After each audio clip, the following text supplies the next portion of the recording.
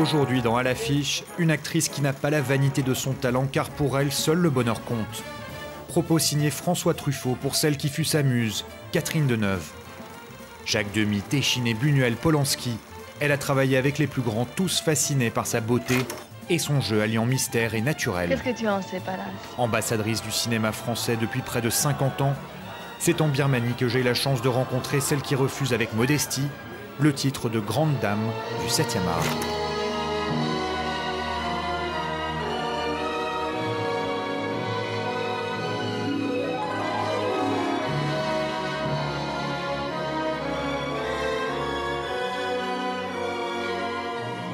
Bonjour Catherine Deneuve. Bonjour. Merci de nous accorder cet entretien dans un lieu un petit peu particulier. Nous sommes à Rangoon, en Birmanie, et vous êtes là pour le festival Memory, festival de cinéma. Qu'est-ce qui vous a séduit dans ce projet? D'abord de Paris, quand on vous parle d'un festival qui va se passer à l'autre bout du monde en Asie, c'est quand même toujours très attirant. Alors, le projet de montrer des films dans ce pays, dans des salles populaires et des entrées gratuites pour le public. Donc je trouvais ça très intéressant comme idée, plus un choix de film quand même aussi qui était vraiment très cinéphile. Donc voilà, ça m'a plu. Et forcément, ici en Birmanie, vous bénéficiez d'un relatif anonymat. Ça vous plaît, ça? Oui, absolument. Ça me rappelle quand je suis arrivée au Vietnam il y a plus de 20 ans. Quand on a tourné Indochine avec Régis Varnier, c'est vrai que de pouvoir aller au marché, aller dans les rues, faire des photos des Vietnamiens comme ça, tout le monde à bicyclette, les enfants, et de ne pas être reconnu, non pas reconnu mais connu, c'était très agréable, oui. Et justement, vous parlez d'Indochine, et vous étiez récemment de retour au Vietnam, 25 ans après, c'est ça? Oui. Comment il a été accueilli, le film? Comment ça s'est passé? Très bien.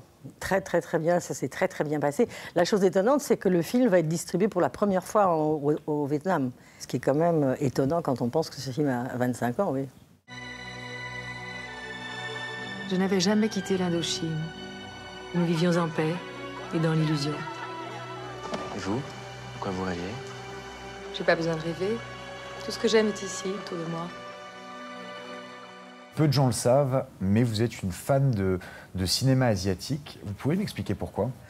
C'est particulier, le cinéma asiatique. J'aime beaucoup les réalisateurs coréens et chinois. J'aime beaucoup les films de Miyazaki, surtout. J'aime beaucoup aussi les films de Koreeda, réalisateurs japonais, Park Chan-wook. Enfin, j'aime leur univers. Pour moi, c'est un vrai dépaysement. Et puis, ce dont je viens de parler sont vraiment des cinéastes très talentueux, quand même. Alors, ce festival Memory permet aussi au public birman de redécouvrir des grands chefs-d'œuvre.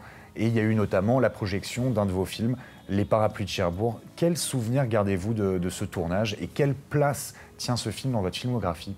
Dans mon cœur, je pourrais dire, parce que c'est un film auquel je tiens beaucoup, parce que c'est un film très original, parce que c'est un film de Jacques Demy et que j'ai eu la chance de le rencontrer. J'étais très jeune et donc de vraiment commencer à faire des films, d'envisager en tous les cas de continuer à faire du cinéma quand je l'ai rencontré, quand j'ai tourné avec lui. Et c'est un film auquel je tiens beaucoup et c'est un film que je connais assez bien parce que comme il a fallu, c'est un film entièrement chanté, c'est comme un opéra, il a fallu enregistrer, les voix ont été enregistrées avant. Moi j'ai assisté à l'enregistrement du disque pour qu'on fasse le film entièrement en playback. C'est un film que je connais mieux que d'autres.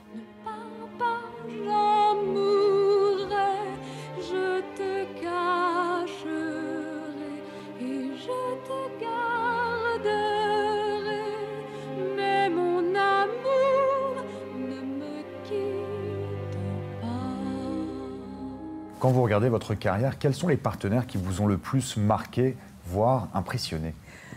Impressionné, je ne sais pas si c'est le mot, mais enfin disons qu'en tous les cas, il y a des acteurs avec lesquels j'ai eu des liens particuliers. Il y a, je pense par exemple à une actrice que j'ai beaucoup aimée, avec qui je n'ai tourné qu'une fois, mais que je connaissais un peu dans la vie que je voyais, c'est Bernadette Lafont, que j'aimais beaucoup comme... Quand je ne connais pas les acteurs ou les actrices et que je travaille avec eux, c'est toujours... on ne sait pas si on va aimer les personnes, si on va, ou en tous les cas si on va s'entendre, si on va avoir des atomes ensemble, si on va vraiment se connecter. Donc il y en a certains que j'admire, mais en même temps, par exemple j'ai tourné avec David Bowie dans le film de Tony Scott, mais je n'ai pas eu de rencontre particulière avec lui, c'est pas quelqu'un avec qui je me suis liée.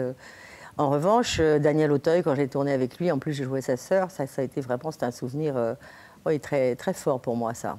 Michel Piccoli aussi. Et puis bien sûr Gérard Depardieu, avec qui j'ai fait plusieurs films à qui je viens de tourner récemment. Là, j'ai fini un tournage d'une comédie avec lui il y a quelques semaines. C'est un de vos nouveaux projets, justement, Bonne Pomme, ce film. C'est ça, voilà, oui. Avec Gérard Depardieu, Oui. réalisé par Florence Quentin. Florence Quentin, oui, oui. Vous pouvez m'en parler un petit peu ou... Bah, c'est difficile parce que je viens de terminer il y a quelques semaines. C'est un film, moi je trouve que c'est un scénario adorable. C'est vraiment un homme qui est tellement gentil, qui veut toujours arranger les choses, rendre service. C'est pour ça qu'il s'appelle Bonne Pomme et c'est Gérard Depardieu. Et moi je suis une enquiquineuse, comme souvent dans les comédies, il faut un personnage féminin qui soit un peu charmant mais un peu agaçant aussi. Donc c'est moi. Vous avez tourné dans des dizaines et des dizaines de longs métrages, mais jamais de théâtre. J'imagine que vous avez eu des propositions, non? Oui. Et pas envie? C'est pas l'envie qui me manque, c'est la peur, le trac. Non, j'arrive pas à l'envisager sérieusement. Non. Je vais au théâtre, je vais voir des acteurs, des amis acteurs ou metteurs en scène. Je vais au théâtre. Et pourquoi ne jamais avoir réalisé de film? Je me vois pas, je porte pas une histoire que j'ai envie de réaliser, donc je me vois pas juste réaliser un film. Moi, j'ai eu la chance de tourner avec des cinéastes qui sont vraiment des auteurs. Et donc, pour moi, c'est très, très lié, le scénario, le metteur en scène. Et je ne me considère pas dans cette catégorie-là. Non, moi, je suis très heureuse comme interprète. Ça fait 3 fois en 4 mois que tu viens dans ce bureau. Je ne peux pas dire que ça me fasse très plaisir de te voir. Prends-moi pas, je parle pas aux faibles. C'est dans les foyers qu'il a pris le mauvais pli. Aucun incident à signaler ces derniers mois. Tu gères mieux tes émotions. T'es d'accord avec ça?